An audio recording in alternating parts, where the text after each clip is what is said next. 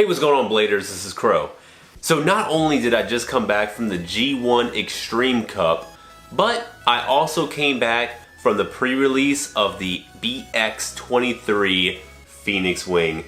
Man, oh man, this is a very, very gorgeous Beyblade, and probably, I would actually say, is the best in the lineup so far. Now this box is nothing special. It's going to be the standard Beyblade X box that you see all the time through the entire lineup, so there's nothing really too specific going on over here. Now, taking everything out of the box, you are going to have the instructions, which is just an overview of like, hey, this is Beyblade X, this is the kind of setup that you need to do for this particular Beyblade, this is how you launch it, so on and so forth. Now, also you're going to have a skill up guide, and within the skill up guide, you're going to have like some tips and tricks on like the angle at which you launch. You're going to have like the components of the actual Beyblade, some extra things that you can do to enhance your overall Beyblade experience. But there at the bottom, next item, releasing in 2024, January 27th, is going to be a brand new Beyblade that we have not seen so far. Or at least not something that we've seen, whether maybe in the manga or in the anime or whatever, but I'm pretty much looking forward to it. Now let's take a look at the launcher first. It's a string launcher. It's no different than the previous string launchers that came before it, so there's not much to say here, but it is really awesome that you're going to have a red color string launcher. So if you are more keen to red colors for your Beyblades, like you use maybe like a Hell's Chain, you use the red drawn sword, and then you use this PhoenixWing, you kind of want like, hey, everything's red, I want to have my launcher to be red as well. But there's no red handle to my knowledge, there's only the blue and black, so you're going to have to wait for a red handle. Now overall, it does feel good in the hand. If you want, you could do like some bladers do, and you don't have any attachments to it whatsoever. You just hold it straight from the top and you rip it, or you can add attachments, whatever you really want to do. Now let's go ahead and take a look at the Bey itself. Honestly, beautiful, gorgeous looking Bey. I was so stoked to finally get this. I was like eagerly just wanting to use it. I only did one match, but honestly, I really wish I could have done a lot more, but I didn't want it to be too scraped up for the video. Now the blade is going to come in at 38 grams. I don't have a scale yet that's going to take the actual decimal, so I will be getting one in near future, because I know that's extremely important to knowing the exact weight of each blade, because that plays a huge factor in the weight distribution as well as just like the overall recoil and such. So I'll be getting that in the future. So let's take a look at the blade. Honestly, this is beautiful. This is the next step in Beyblade X, and honestly, I'm really hyped for it because there's a lot more going on with this. There's a lot just more grooves, and you can see here the obvious wing is going to be displayed on each corner, so you got 3 wings, and this pretty much looks like it's like an extension of a wing, or it's a wing itself, the way it kind of just curves and arches up. So yeah, this whole thing just screams Phoenix. I love the paint job, the little diamonds in here etched in. It's just so beautiful. I know some people are probably going to notice other things in here that might have more of a connection to Phoenix, so if you do find anything else outside of the obvious wings etched in here, let me know. But going down here, you can see it kind of like arches up, but then here it drops. It seems like it's kind of dropping down a bit.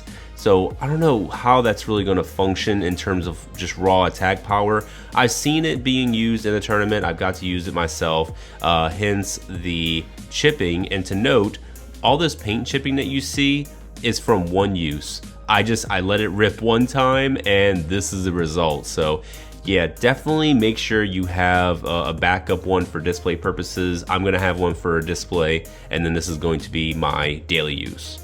Now also to mention the little battle spirit in the middle, it's just beautiful. That like bursting phoenix, like this is probably my favorite, like I don't know if they call them battle spirits or they call them bits or spirit bits, but this is just my favorite of all the ones we've pretty much seen in X so far, to include the ones in the manga that have not been released. I just love this, and it's gorgeous. It's simply gorgeous. So this is going to be the ratchet for the Phoenix.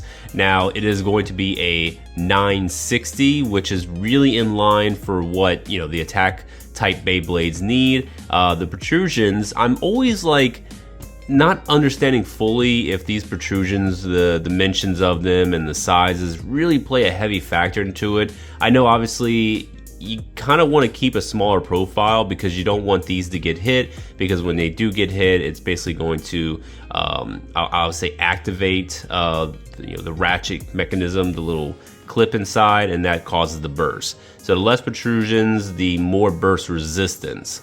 It is going to be a 60, so it is going to be a smaller profile, which is really good because you want the attack bay to kind of get under those pesky defense types that might be a little bit too tall, or you're just really having a stamina type that's giving you a problem. You want to try and get deeper inside so you can burst them. But this is really good looking. It's going to have 9 protrusions overall. It's going to have 3 big ones here, these little 3.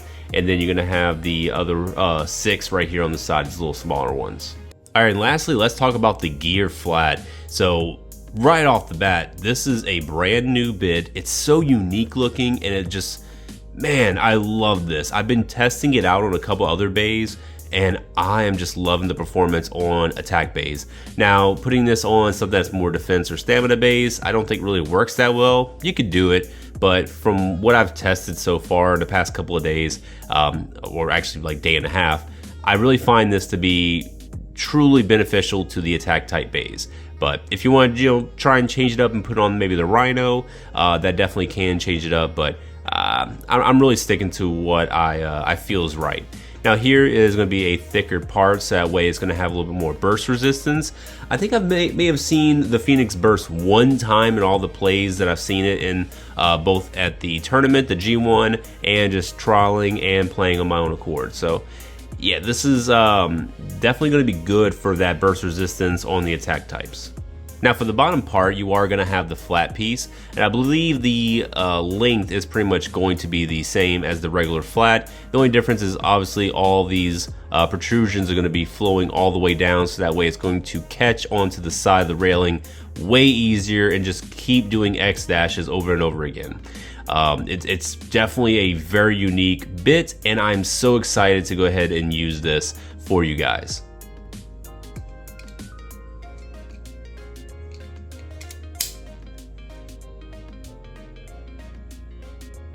Alright, so for battle 1, we're going to go against the drawn dagger with the 460 and low flat, and then we're going to be going against the Phoenix stock.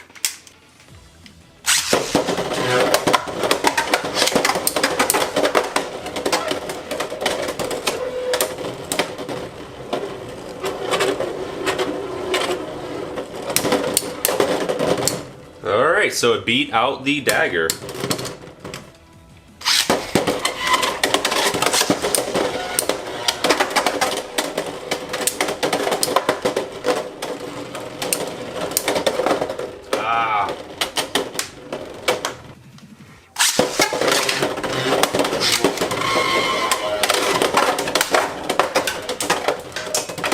Alright, so from just that little preview, the Phoenix beat out the low flat dagger, but honestly, it can go either way. I think it just really depends on the timing of both parties hitting, obviously on one person, but yeah, it just seems like the Phoenix has the upper hand on the dagger.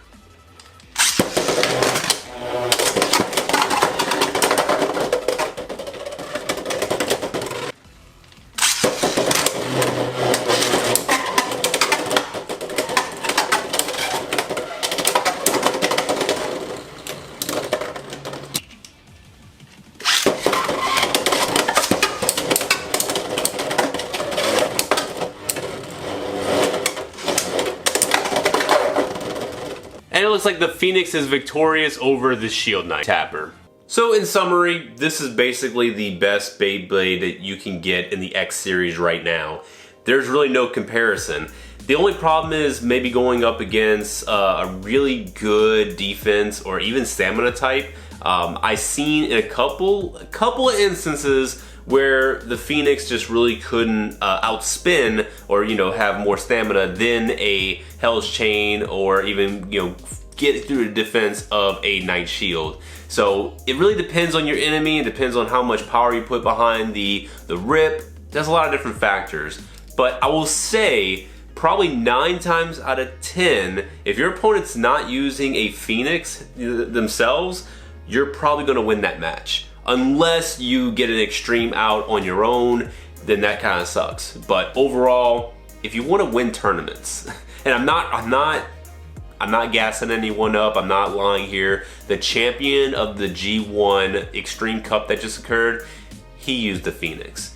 So I'm gonna say this, if you really want to step up your game and you want your deck to be fortified to win as much as you possibly can, this is gonna be a staple.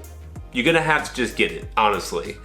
Otherwise, you're gonna have to work around it because I guarantee you, your opponent is gonna have a Phoenix. That's pretty much it, guys. So thank you all for watching. I'm going to be doing a lot of shorts because I think it's probably better just to do some battles and not make a very long, drawn out video of just doing battles. This is just the unboxing. You get to see some battles with this. Maybe I might do an analysis video with this, but honestly, I think it's better just to do some shorts and you can see different battles and maybe some different customization options you can do with the Phoenix. But right now, what I'm seeing is that the bit and the blade is definitely the best parts on here. The ratchet, I think we could probably bust it down to a 360 and be pretty comfortable. Other than that, guys, thank you so much for watching, and I'll be seeing you in the next video. Bye-bye.